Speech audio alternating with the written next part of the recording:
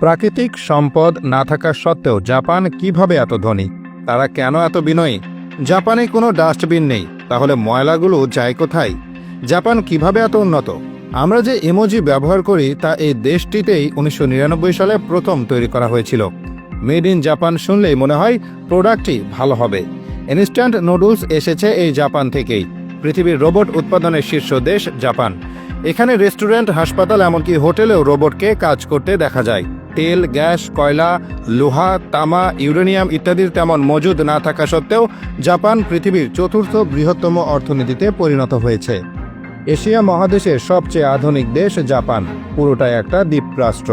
জাপানের ৬,৮৫২টি দ্বীপ থাকলেও এর সবগুলোতে মানুষ নেই। ৪৩০টির মতো দ্বীপে মানুষের বসবাস রয়েছে। জাপানের রাজধানী আর বৃহত্তম শহর হল টোকিও। এই শহরে গেলে skyscraper, high speed bullet train, রোবটের ব্যবহার অহরহ দেখতে পাবেন। যদিও টোকিও ছাড়াও জাপানে আরও বেশ কিছু উন্নত ও প্রযুক্তি নির্ভর শহর রয়েছে, তবে এত কিছু সত্ত্বেও টোকিও বিশ্বের সবচেয়ে নিরাপদ শহরগুলোর মধ্যে একটি।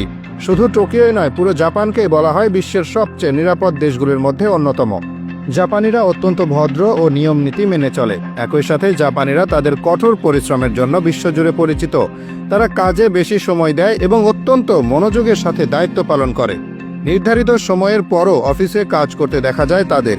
কাজ করতে করতে শারীরিকভাবে ক্লান্ত হলেও মানসিকভাবে ক্লান্ত হয় না। তাই জাপানে কাজের চাপে ক্লান্ত হয়ে অফিসে ঘুমিয়ে পড়তে দেখা যায় মানুষদের। জাপানি সংস্কৃতিতে সততা একটি গুরুত্বপূর্ণ অংশ। কথা দিলে কথা অবশ্যই রাখার চেষ্টা করে।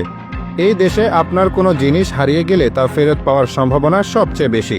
জাপানে নারীরা রাতেও একা বাসে, ট্রেনে বা রাস্তায় চলাফেরা করতে পারে, কোনো বিপদের আশঙ্কা থাকে না। ৬-৭ বছরের শিশুরাও এখানে একা স্কুলে যায়, ট্রেনে ওঠে, যা বেশিরভাগ দেশেই সচরাচর দেখা যায় না। অথচ জাপানে এটা স্বাভাবিক ব্যাপার। জাপানিরা আইন কানুন, নিয়ম নীতি ভালোভাবে মেনে চলে। জেব্রা ক্রসিংয়ে কেউ দাঁড়ালে সাথে সাথে গাড়ি থেমে যায়, এমনকি রাত ৩টা বাজলেও। ধন্যবাদ, মাফ করবেন, এসব কথা তাদের মুখে বেশি বেশি শোনা যায়। জাপানের শিনকানসেন বুলেট ট্রেন প্রতি ঘন্টায় ৩২০ কিলোমিটার গতিতে চলে আর সময় মতোই থামে। এখানকার ট্রেন ঘন্টা বা মিনিটের হিসাব করে চলে না, বরং সেকেন্ড ধরে সময় মেনে চলে। এখানে যদি কখনো কোনো ট্রেন ২০ সেকেন্ডও দেরি করে তাহলে ঘোষণা দিয়ে দুঃখ প্রকাশ করা হয়। দেশের বেশিরভাগ রাস্তায় কোনো ডাস্টবিন দেখতে পাওয়া যায় না, এমনকি ময়লার ভাগারও চোখে পড়ে না।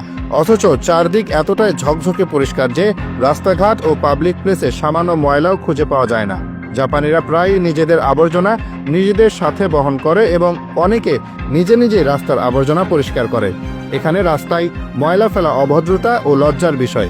অথচ আমাদের দেশের সবখানে ডাস্টবিন দিলেও রাস্তায় ময়লা পড়ে থাকতে দেখা যায়।